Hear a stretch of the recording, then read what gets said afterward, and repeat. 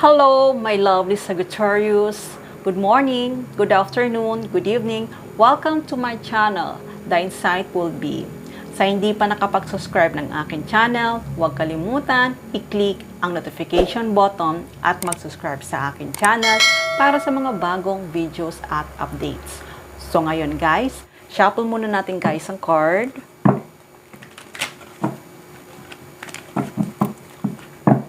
By the way guys, gusto ko magpasalamat sa lahat nag-subscribe, nag-like, at nag-share.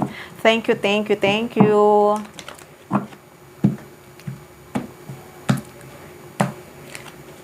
Okay, Sagittarius. Ano nga ba ang message for Sagittarius for the month of September 2023?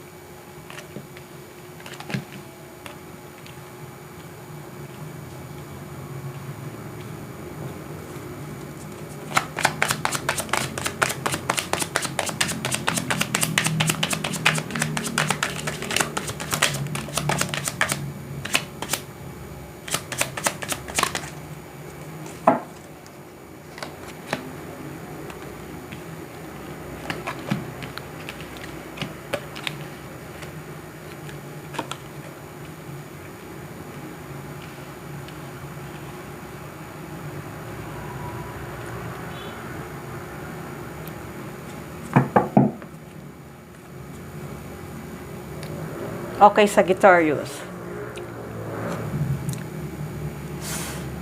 Sa nakikita ko, sa ngayon ay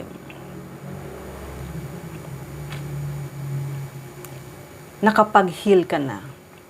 Ang ibig kong sabihin ay balance ka na ngayon. Totally balance ka na. Kung ano man yung past, nakita ko ay linet go mo na siya. Kung ano man yung mga hindi mo na kailangan, alam ko ay linet go mo na siya. Kasi gusto mo na maging masaya. Gusto mo na maging okay yung buhay mo. Kaya Sagittarius, sa nakikita ko sa pagiging patient mo, alam ko ay handa ka na. Handa ka na muling ituloy ang buhay mo. Handa ka na muling ipagpatuloy kung ano man ang iyong nasimulan. Kaya kung dati, hindi ka makapag-desisyon dahil nga maaaring marami pang gumugulo sa isipan mo at hindi ka pa ready. Pero this time, nakita ko na ay handa ka na. Handa ka na yan. Dahil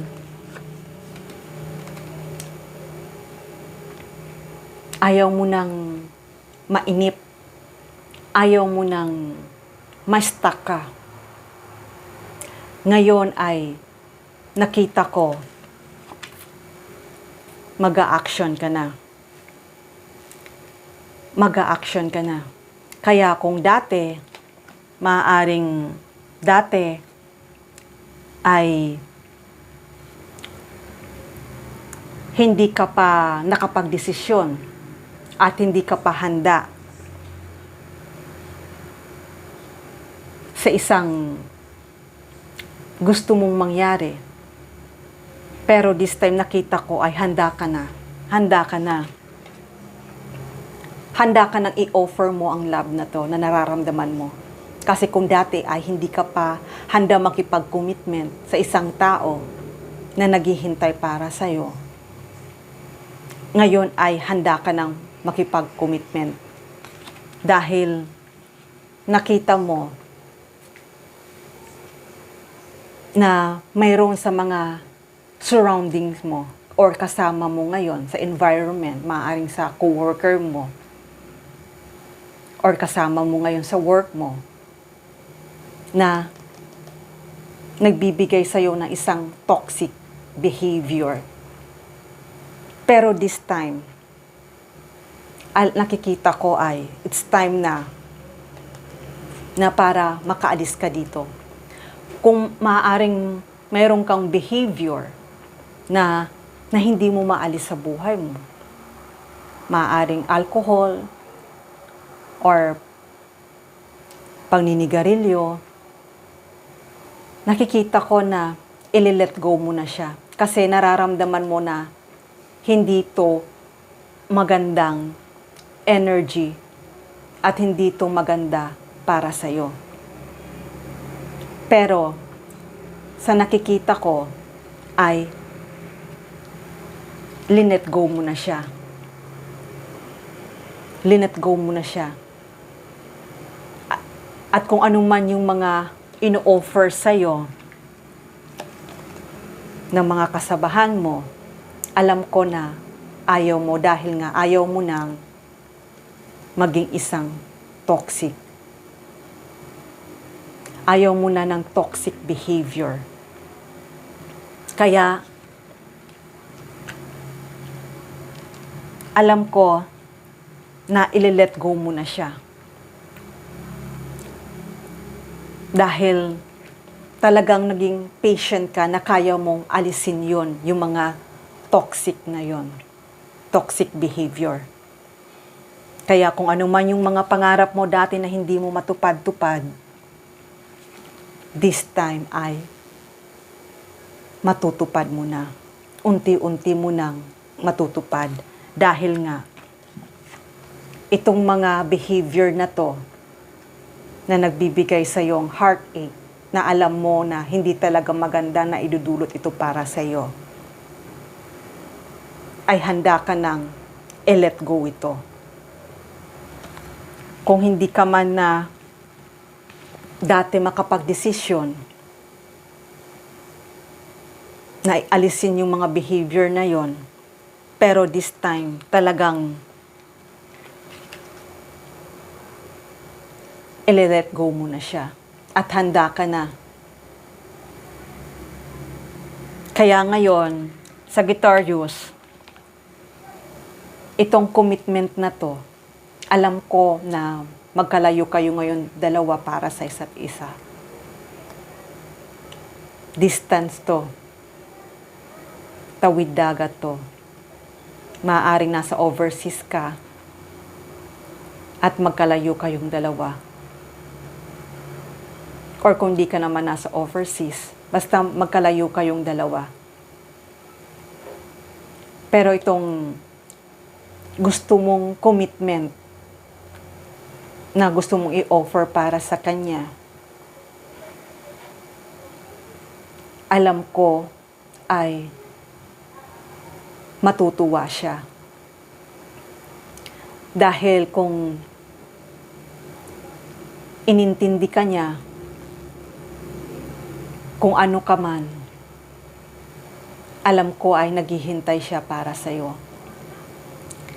Kaya Sagittarius, itong offer na to, alam ko ay napakabilis. At hindi lang yon.